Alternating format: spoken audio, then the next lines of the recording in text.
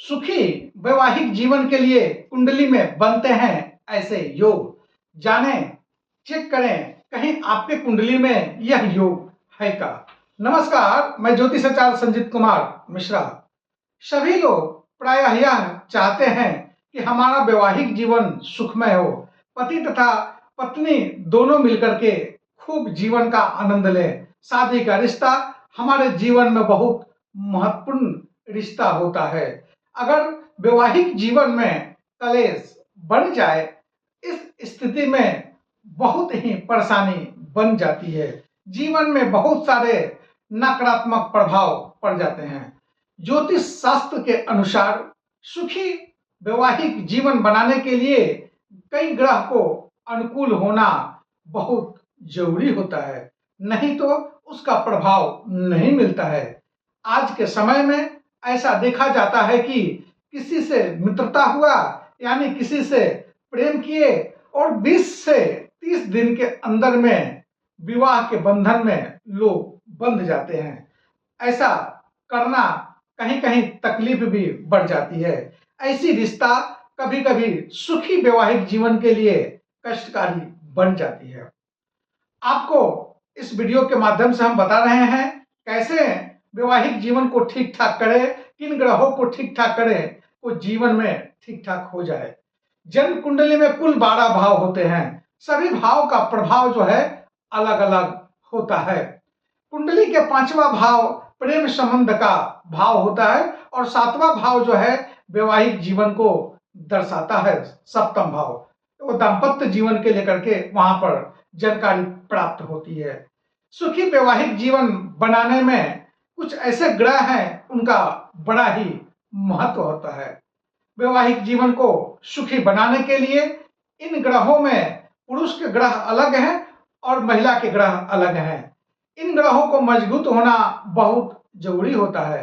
पुरुष के कुंडली में शुक्र तथा महिला की जन्म कुंडली में गुरु का मजबूत होना बहुत ही एक महत्व रखता है। इन दोनों ग्रह अच्छे स्थिति में होना अति आवश्यक है। अगर जन्म कुंडली में 7वें भाव में शुभ ग्रह बैठा हो, चंद्रमा हो, शुक्र हो, गुरु हो, तो वैवाहिक जीवन में उत्तम सुख प्रदान करते हैं ये सभी ग्रह। पति पत्नी दोनों प्रसन्न रहते हैं और वैवाहिक जीवन ठीक ठाक रहता है। जन्म कुंडली के केंद्र तथा त्रिकोण में शुभ ग्रह का होना भी बहुत जरूरी होता है और अच्छे दाम्पत्य जीवन, अच्छे सुखमय वैवाहिक जीवन के शुभ संकेत होते हैं। जन्म कुंडली में केंद्र तथा त्रिकोण में गुरु, चंद्रमा, शुक्र के होने से वैवाहिक जीवन जो है सुखमय रहता है। लेकिन अगर गुरु, शुक्र, चंद्रमा नीच के हैं तो या शत्रु के राशि में बैठे हुए हैं इन सभी ग्रह, तो इस स्थिति में वैवाहिक जीवन में कभी कभी बहुत ज्यादा विवाद बन जाता है। अब हम आपको बताएंगे कि सुखी और वैवाहिक जीवन के योग के लिए किन किन ग्रहों का होना बहुत जरूरी होता है।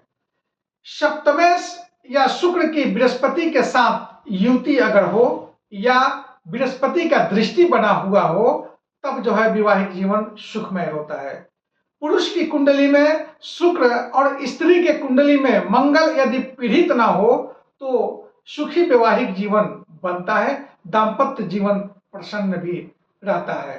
पंचमेश या नवमेश पर शुक्र पर दृष्टि होने पर वैवाहिक जीवन में सफलता प्राप्त होता है। 7वें जन्म कुंडली के 7वें भाव में चाहे एक ग्रह हो वही अशुभ हो, तो उस स्थिति में 7वें भाव में अगर बैठा हुआ है अशुभ ग्रह तो वैवाहिक जीवन में तनाव बना देता है। लग्नेश सप्तमेश के निकट बैठे हो, एकदम करीब में हो, तो वैवाहिक जीवन जो है सुखमय बन जाता है, बड़ा ही लाभ होता है, जीवन आनंदित होता है। सप्तमेश से दूसरे 7वें और 11वें भाव में शुभ ग्रह अगर बैठता है, लग्नेश हो या सप्तमेश नवमांश कुंडली में 6ठा, 8वां या 12वें भाव या दूसरे भाव में स्थित होने से वैवाहिक जीवन जो है बड़ा ही सुखी रहता है, जीवन का आनंद भी आता है।